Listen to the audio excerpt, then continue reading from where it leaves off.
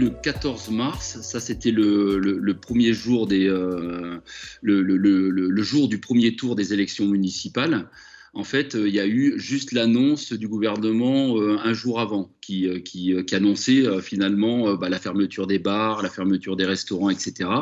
Donc nous, pour assurer déjà rien que la continuité de l'information et notamment de la continuité de l'information au premier tour des élections municipales, nous on avait déjà prévu de traiter les élections municipales.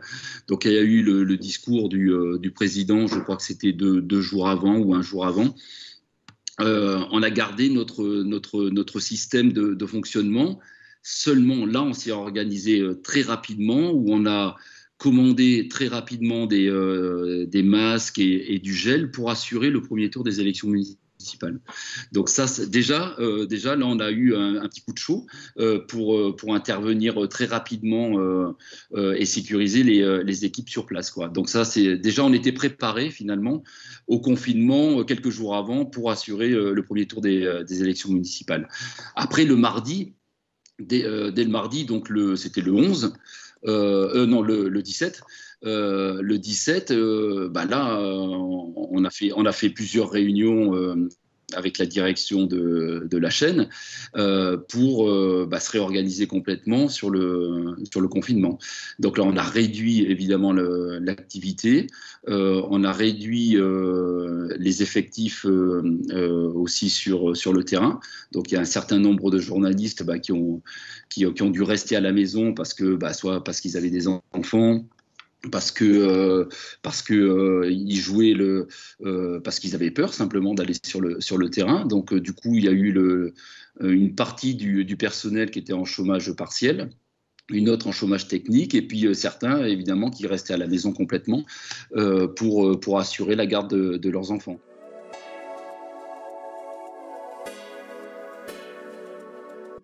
Dès le mardi, dès qu'on a que le président donc a annoncé qu'on était tous confinés, on s'est complètement réorganisé au niveau de la rédaction. Bon, on avait un petit peu l'habitude, nous, donc ça n'a pas changé énormément de choses parce que effectivement, ce qui se passe, c'est qu'on a des bureaux éclatés sur tout le territoire de l'Occitanie.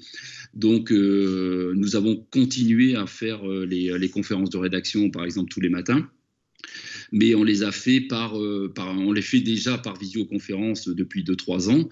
Donc, ça n'a pas changé beaucoup de choses, quoi. Ce qui a changé, en fait, c'est plus dans le travail des journalistes qui sont sur le terrain. Là, on leur a demandé de garder leur matériel avec eux, le matériel de tournage et le matériel de montage. Donc, du coup, ils sont complètement autonomes individuellement. Donc, ils peuvent aller tourner des images. Et on a privilégié tout ce qui était interview, donc contact avec les autres finalement. On a privilégié de réaliser ces interviews par Skype. Donc du coup, ils n'avaient plus besoin de sortir de chez eux pour réaliser les interviews. Ils sortaient de chez eux seulement pour faire des images d'illustration, etc. Donc ce qui sécurisait finalement un peu tout le monde, quoi. L'autre difficulté pour nous, c'était évidemment de continuer l'information au quotidien. Donc on s'est réadapté aussi, on a reprogrammé finalement la grille avec des documentaires qu'on avait déjà diffusés, puisqu'on avait beaucoup moins d'activité qu'auparavant.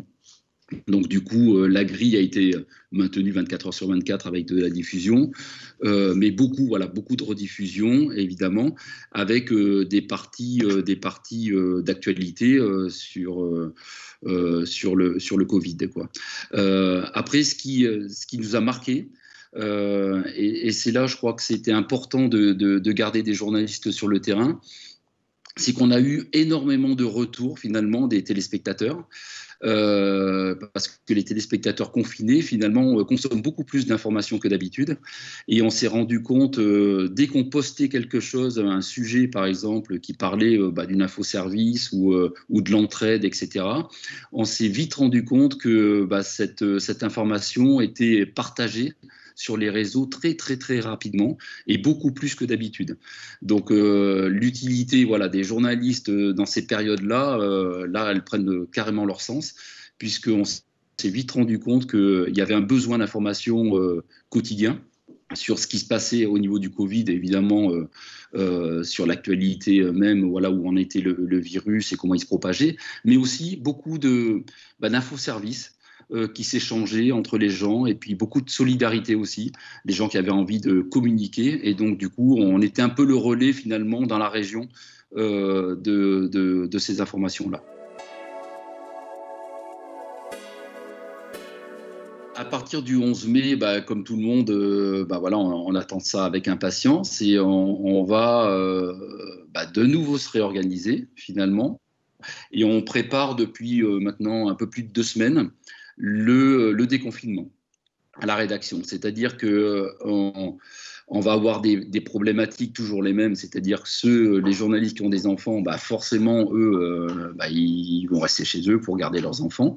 Donc on aura moins d'effectifs que d'habitude, mais on prépare finalement une émission un peu différente, une programmation différente sur l'antenne et sur les réseaux et sur le site internet, où on va accompagner, enfin notre objectif c'est d'accompagner un petit peu justement les téléspectateurs au déconfinement, donc leur donner plein d'infos services et plein d'infos pratiques pour aborder ce déconfinement. Donc depuis 2 semaines, on va passer d'une télévision d'information en continu avec des flashs tous les quarts d'heure, etc., à plutôt une émission quotidienne où on va, sous le même système qu'on fait aujourd'hui, donc on va interviewer des gens, des professeurs, des associations, le secteur économique qui est un petit peu en galère en ce moment. Donc on va les accompagner, on va les interviewer par Skype, en direct, et faire une émission quotidienne sur le déconfinement. Alors ça, c'est la programmation de la télé. Les réseaux sociaux, évidemment, vont accompagner cette émission-là. Et on va se réorganiser, évidemment, avec les journalistes qui seront présents pour effectuer cette émission.